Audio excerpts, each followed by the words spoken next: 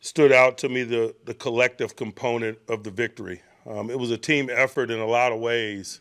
Whether it was individuals getting an opportunity to step up in expanded roles due to the lack of availability of individuals, or the fact that we made splash plays in really in all three phases, and the complementary component of the splash plays in all three phases. We started slow on offense, and the defense provided a short field in terms of the interception by KB, and then the offense was able to turn that into 7. And our red zone execution has improved since our mini bye and our focus on that. And so it's just good to see some of those things and some of the splash plays or significant plays happening in special teams. The consistency of Boswell, the turnovers in the kicking game, the gunner play, Ben Skoranic's efforts, etc. I just thought that everybody had a playmaker's mentality. Everyone wanted to be the reason why we're successful. And when you get collectives playing like that, man, that's when you get an opportunity to play really good team football, complement one another, smile in the face of adversity that gets presented in play, and there's always going to be adversity, and the way that you do it oftentimes is just simply complimenting or supporting those others. We started the second half, we gave up a big kickoff beyond the 50, and the defense got real stout right there, and then we were able to get out of that circumstance, for example, without giving up points. And so hopefully we're not only growing in terms of experience, but there's some intangible growth there as you experience those type days as a collective. I know as we continue through this journey and the road gets narrow, that experience is going to be needed to face some of the challenges that we face. Quickly, talking about some health-related things. I'll start first with George and summarize what transpired last weekend and give you a snapshot of what this week looks like. As I mentioned, leading up to the game, he experienced some hamstring discomfort post-practice on Thursday, getting some post-practice work. Felt pretty good on Friday. We decided to exercise a little bit of precaution, worked at him in a limited fashion on Friday, and wanted to save all those bullets for Sunday. Wanted to see what he looked like when he got to the stadium and then make a determination of how many plays we thought would be appropriate to utilize him in. Obviously, if he wasn't going to be a full participant, we wanted to, gear his participation toward weighty passing game moments, if you will. But when we got to the stadium, it was evident that, maybe the circumstance was a little bit more significant than we had hoped. And so we made the prudent decision in terms of shutting him down and not allowing a small problem to become a bigger one. Post-game, man, we had an opportunity to get him an MRI. The injury did show up on MRI. It's a little bit more significant than what we imagined. And so we're just in the mindset now of just getting him healthy as quickly as we possibly can. There's a potential for this week, but it's an outside chance. If you press me, I'd probably say he's out or could be characterized as doubtful as we sit here. But again, like we always do, we'll go through the normal procedure.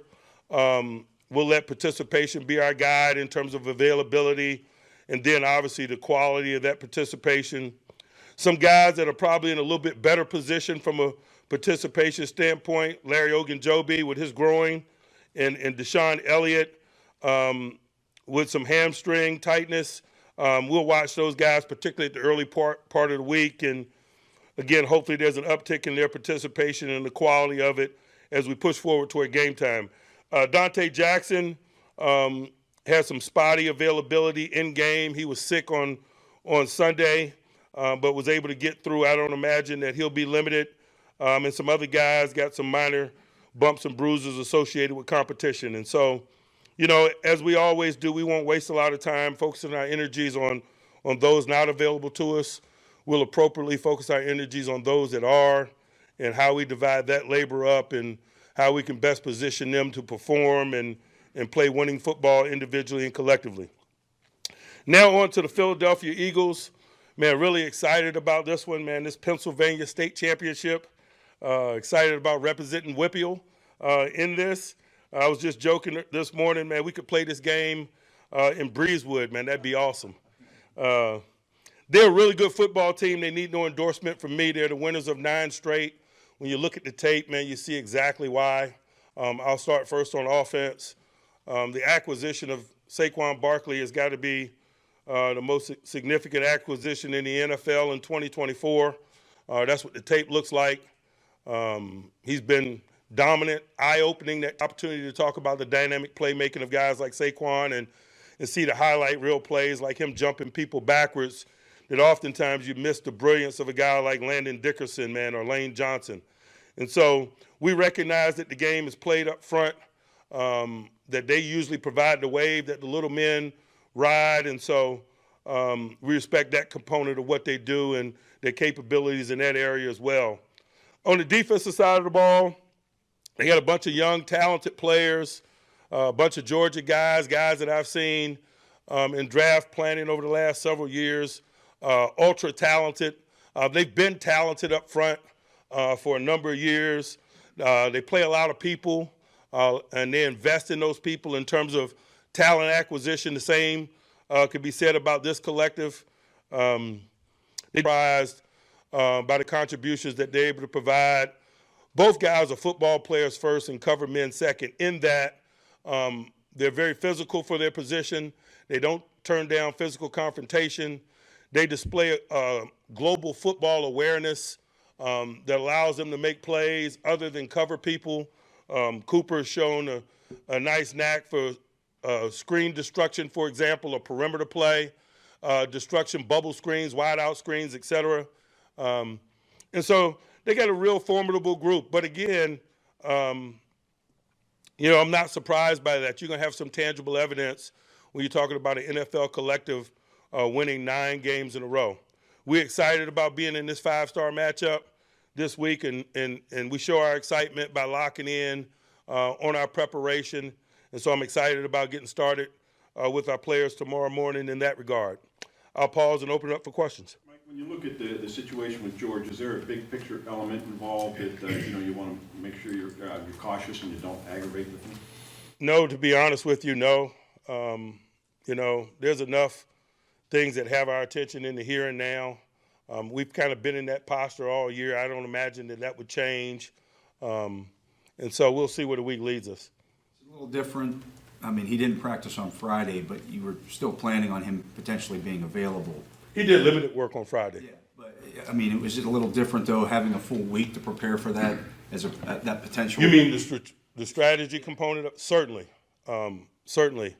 If he's limited, and he probably certainly will be limited at the early portions of the week, it'll give guys an opportunity to get extended in-helmet perspective on their prep if they are to get expanded roles again this week, certainly. What does it say about some of the professionalism that was there, that those guys were still able to go out even though maybe they hadn't planned, like a Scotty Miller?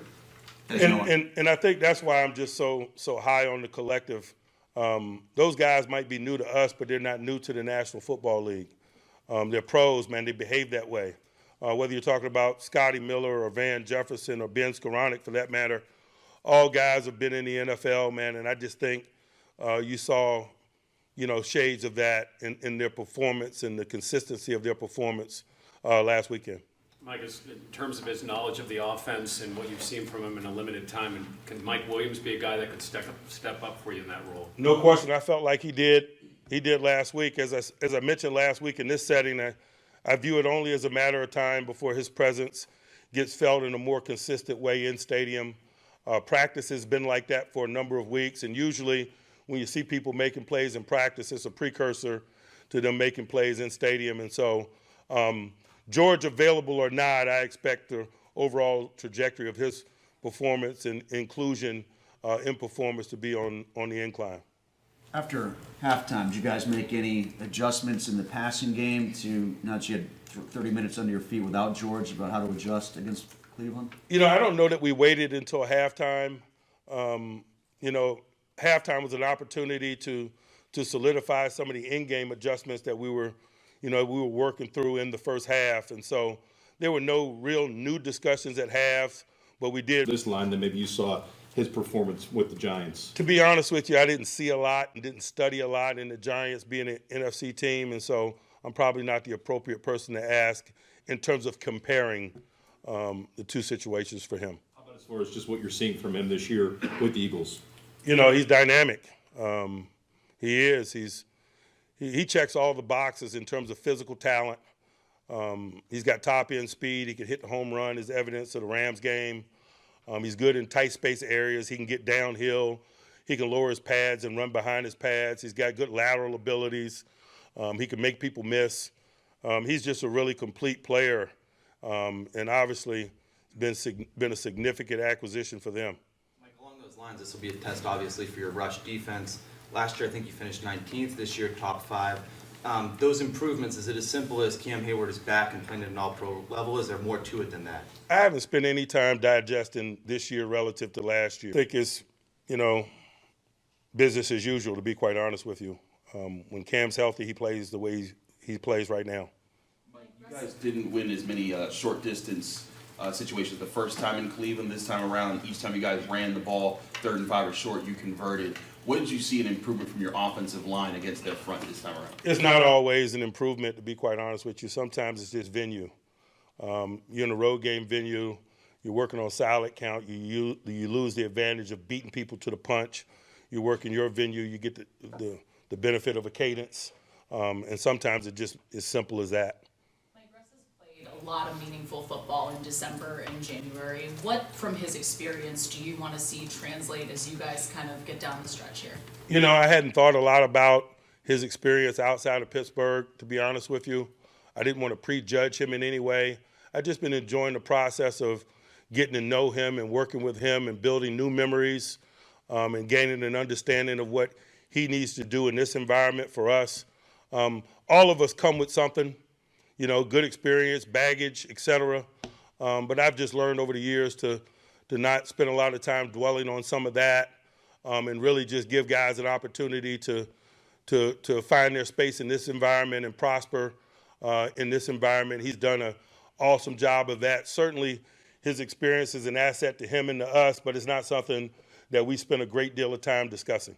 As far as a young trio of offensive linemen, Broderick, Mason, and Zach, how have you seen them grow as just lining up together now, a few months now playing together? I just think there's no shortcut to experience. We've been in some hot circumstances with that young collective, as you mentioned. They face some top-notch people. They're going to face some days. How do you kind of approach what's to come here? I'm really just focused on Philadelphia. I don't care what's on the other side of it.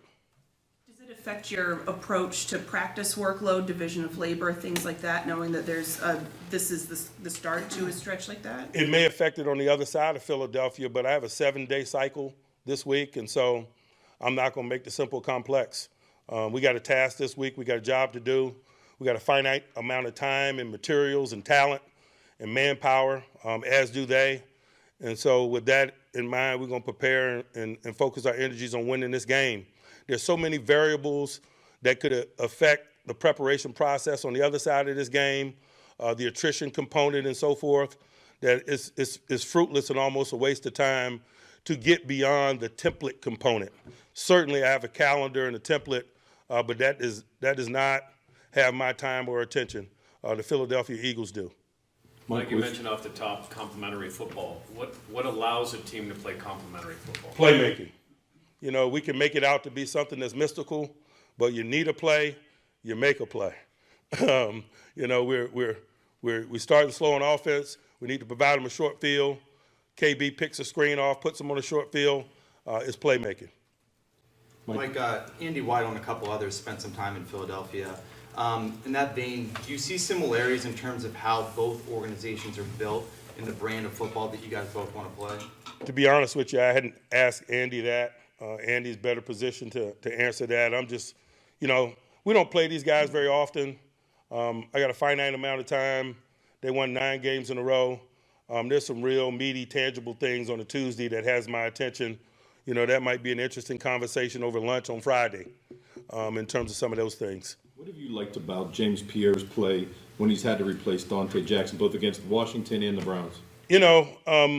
James is a guy that just works extremely hard. He practices hard. He's improved continually since he's been a part of us. That's why we were excited about doing business with him again, to be quite honest with you.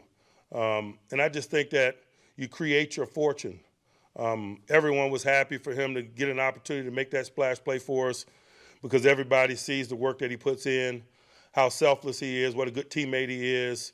So you're excited for a guy when we get to the talent at our disposal in the secondary.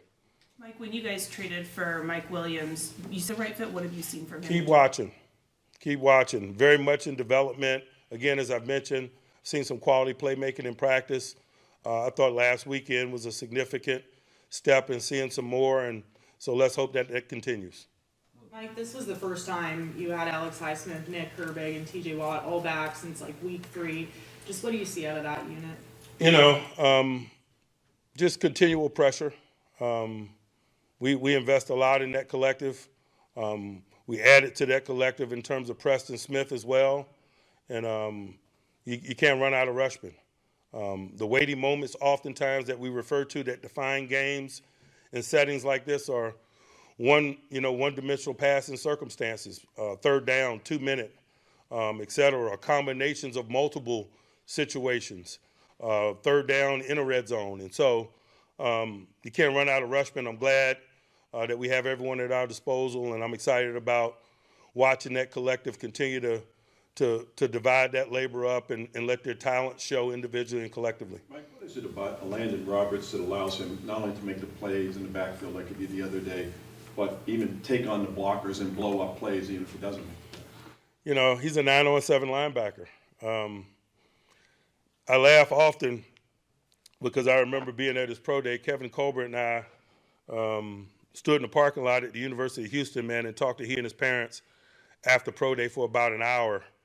Because we went down there, on an expedition, if you will, looking at a lot of things and a lot of people, but we were really enamored with this guy's demeanor, his relationship with the game, the way he played the run. We knew that guy was going to be an NFL run-stopping linebacker.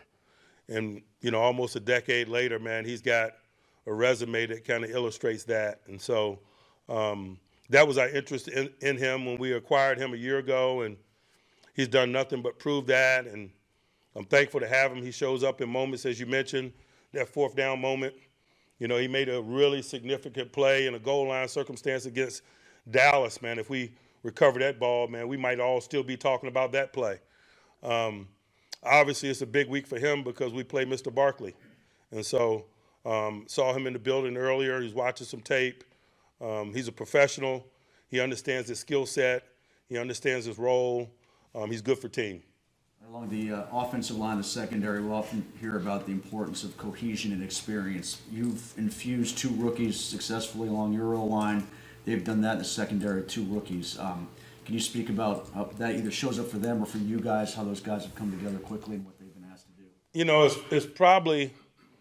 It's probably indicative of the maturity of the 4 young people that you mentioned, ours and theirs. As I mentioned, I had an opportunity to meet theirs in the draft process. Met Mitchell down in Mobile and interviewed him several times, and went to Iowa and saw Cooper and all of that. And both are mature beyond their years.